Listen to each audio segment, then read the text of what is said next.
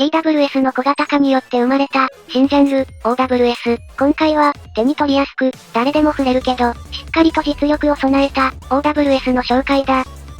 やっほやっほ、イヤホン買ってるかい？ふぐみかんのイヤホンレビューの時間だよ。今回紹介するのは、OWS、ブルーフリー。OWS とは、開放型ワイヤレスステレオの略。その文字の通り、耳が完全に開放されているので、特に、人が多い街中での歩行時や、家事雑事の最中、また、耳を塞がない装着感から、長時間の利用などにも適した、新しいジャンルのスピーカーだ。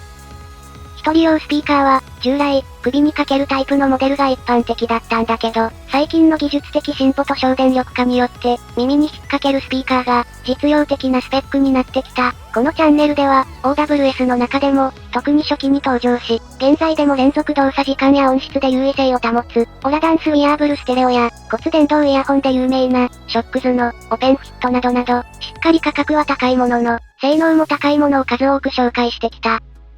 一方で、最近になって、OWS は一気に低価格化が進んでいる。じゃあ、その低価格モデルは、どんな性能を示すんだろうか。そこで、しっかりと技的を取得して、安心して使えるモデルがやってきたので、レビューしてみよう、というわけ。ブルーフリーは、しっかりと重量バランスの取れた、使いやすい開放型ワイヤレスイヤホンで、もちろん、このタイプのイヤホンらしく、開放感も非常に高い。オーソドックスなデザインで、目立ちすぎることもない、ジョギングや家事雑事の最中、職場で周囲の音を聞きながら、受けや音楽再生を考えている人にも、ちょうど良いデザインだ。実は、低価格帯の OWS は、適当に形や方式だけを真似したものもあって、そういったタイプの場合、本体スピーカー部分と、後ろのバッテリーなどが収まったレシーバー部分の間のアーチ部分、この部分の素材選びに失敗していて、耳が痛くなってしまうようなものもある。対して、ブルーフリー O1 は、形状や重量が問題なく、しっかりと、長時間使っても、耳の上が痛くならない設計になっているぞ。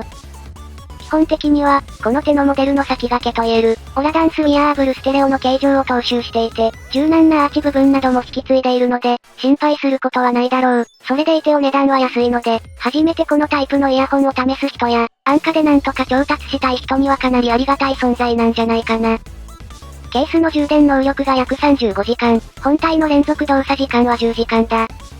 高級モデルに比べると、若干駆動時間は短いものの、と入っても10時間、ほぼ、不満なく、スタミナ切れを起こさずに使用できるだろう。通話の際にも、デュアルマイクを採用していて、しっかりと周囲のノイズを取り除くことができる。ドライバサイズも 16.2mm と大型で、この手の低価格モデルにありがちな、スカスカすぎる音、とはならないので安心だ。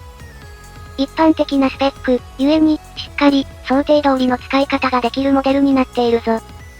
タッチパネルの感度も十分。特に問題なく、しっかりとまとまっている。さて、この手の OWS の低価格モデルを触るときに不安な点は、個人的に3つ。一つは、先ほども触れた装着感。OWS は登場からまだ時間の短い商品なので、ここら辺の設計をおざなりにした商品が出がち。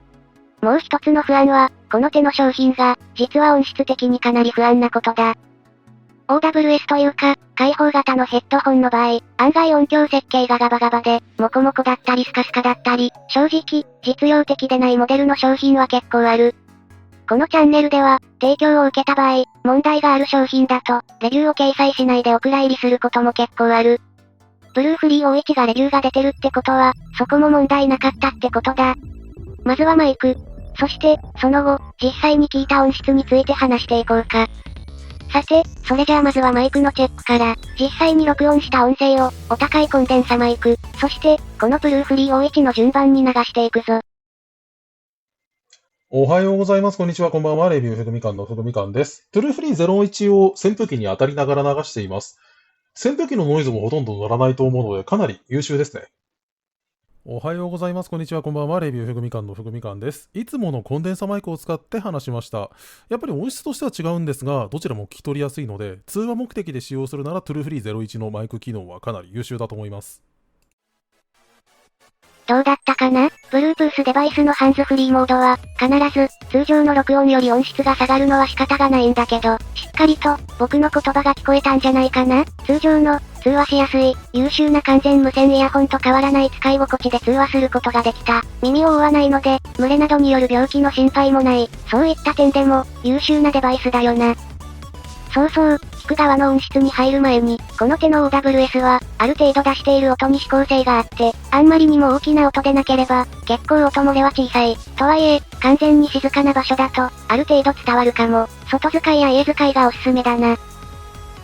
ブルーフリー O1 も、何かが鳴っている感じは耳の外に漏れるので、人の密度の高い電車の中とかだと、ある程度音が出ているのは覚悟してくれ。というわけで、ようやく、このイヤホンの音質について。OWS は、自然に聞こえて、あまり特徴的でないものの方が好ましいんだけど、やっぱり、上級モデルの方が優れていることが多い場所がある。それは低音域。ここら辺の響きに関する設計や、デジタルでの補正によって、しっかり、低音域に厚みがあるものは、しっかりとしたブランドのものが多いな。ブルーフリー O1 は、もちろん、それらの5分の1くらいの価格なので、それらほど、しっかりとベース部分が聞こえるわけじゃないんだけど、十分に実用的なバランスになっている。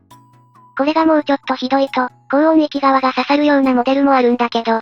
ブルーフリー O1 に関しては、自然で、小型のスピーカーで鳴ってるなぁ、という印象が強い、ちゃんと作られているイヤホン、という感じだった。このモデルだけ聞いて不満に思う人はいないんじゃないかな。同時期に発売された1万円クラスよりも、しっかりと中低音域くらいまでは音が出ているので、むしろ、1万円以下だと優秀に感じるバランスだと思う。これより、しっかりとスケール感のある低音域を楽しみたいのなら、2万円クラスの高品質な OWS を検討するべきだろうな。空間はもちろん、開放されているので自然、高音域は刺さらない、ボーカルはよく聞こえる、低音域は弱めだけど、問題なし、全体に軽く、当然ながら音の抜けが良く、いろんなコンテンツを長時間楽しめる音色だ。この価格で、10時間持って、マイクが優秀で、音質も満足できる、そんな OWS はかなり少ないと思う。認証もちゃんと取得してるので、そういうところも安心だ。というわけで、おすすめか否か、おすすめだ。前々から、このチャンネル的には、イヤホンで蒸れた耳を休ませる選択肢として OWS がおすすめだったんだけど、ブルーフリー O1 は、誰でも手が出せて、しっかり性能が納得できる OWS ということでおすすめできる。このタイプを持っていない人、あるいは、充電切れの時の、予備が欲しいなぁ、と思っていたヘビーユーザー、ブルーフリー O1 をぜひ検討してみてくれ、おすすめだ。と、こんなところかな。完全密閉イヤホンは、この時期は本当に蒸れて、耳穴の健康に非常によろしくないので、汗をかくようなシチュエーションだったら、このような開放型を試すのがおすすめだ。音質としては密閉型とはかなり勝手が異なるけれども、それでも、この装着の軽さ、密閉感のなさ、圧迫感のなさは病みつきになる。